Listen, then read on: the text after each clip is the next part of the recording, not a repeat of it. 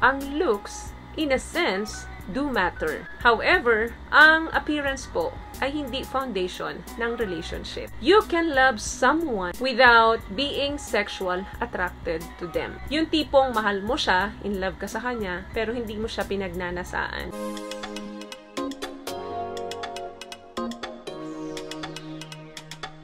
And for today's video is another concern video po. Ang sabi niya is, Miss Ting, ask ko lang po, kung nagmamatter po ba sa relasyon ang looks or itsura ng tao? Okay, do looks matter in a relationship? Love versus physical attraction, yan yung pag-usapan natin dito sa video na to. Minsan talagang di mo maiwasan magtaka kung ang itsura ba ng isang tao ay nagmamatter sa relasyon. At kung nagmamatter nga ba, gaano kalaki ang impact nito sa relasyon? Okay, here's the thing.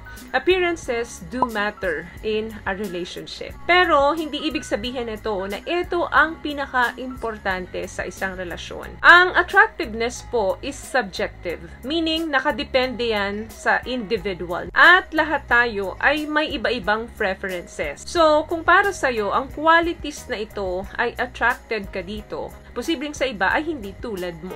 Okay, marami na tayo guys na naririnig, no, kapag maganda ang babae or gwapo ang lalaki, mas swerte sila sa buhay pag-ibig. Ganun agad yung conclusion karamihan sa atin. Yung mga magaganda at sexy, mga machong lalaki, yan yung may mga luck o swerte pagdating daw sa pag-ibig. The truth is, masyadong malayo po ito sa katotohanan. Ang itsura po or physical appearance ng isang tao, malaki lang ang role niyan when it comes to dating.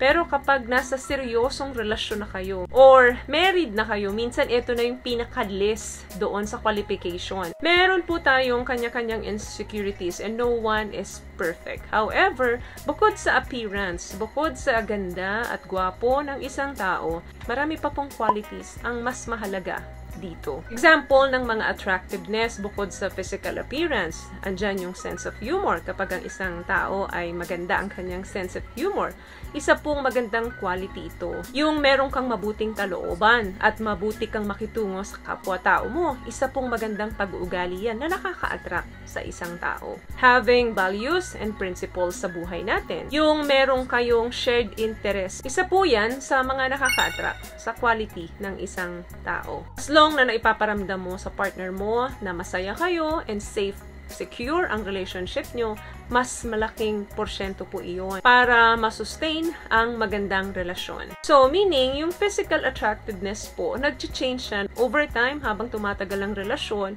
Pinaka-dulo na po yan, pinaka-huli or bonus na lang yung magandang itsura. So, hindi po sa lahat nagmamatter ang itsura. Kasi sa isang matatag na relasyon po, ang humility and kindness is very important para masustain ang healthy relationship. Okay, let's talk about love versus physical attraction. Narinig nyo na ba yung kasabihang love at first sight? Ito yung idea na nakita mo lang yung isang tao, then na-love at first sight ka niya by laying eyes on them. Ang question is, totoo ba ito? According sa isang study, nagpapakita lamang daw ito. Pag sinabing love at first sight, ito ay nagpapakita lang ng matinding physical attraction doon sa isang tao. May mga pagkakataon na malilito ka kung ito ba ay love o physical attraction lang. But, love can begin through physical attraction. But, physical attraction alone doesn't make a lasting romantic relationship. Another question, can you love someone you're not physically attracted to?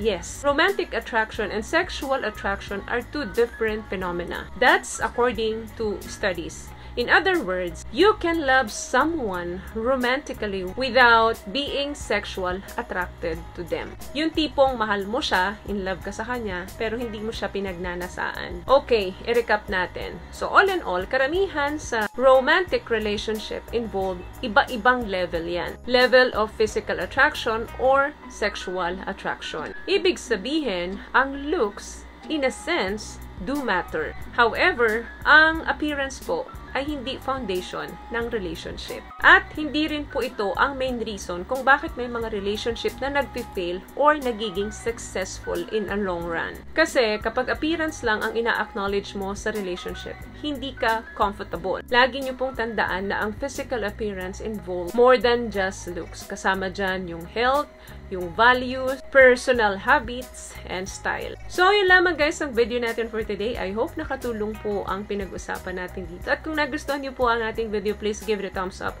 comment down below, and also share this video po sa mga kaibigan na sa tingin nyong nangangailangan ng videong ito. Once again, palagi po kayong mag-iingat at palagi po kayong manalangin. Thank you guys for watching and see you on my next one. Always love yourself and be a blessing. Bye!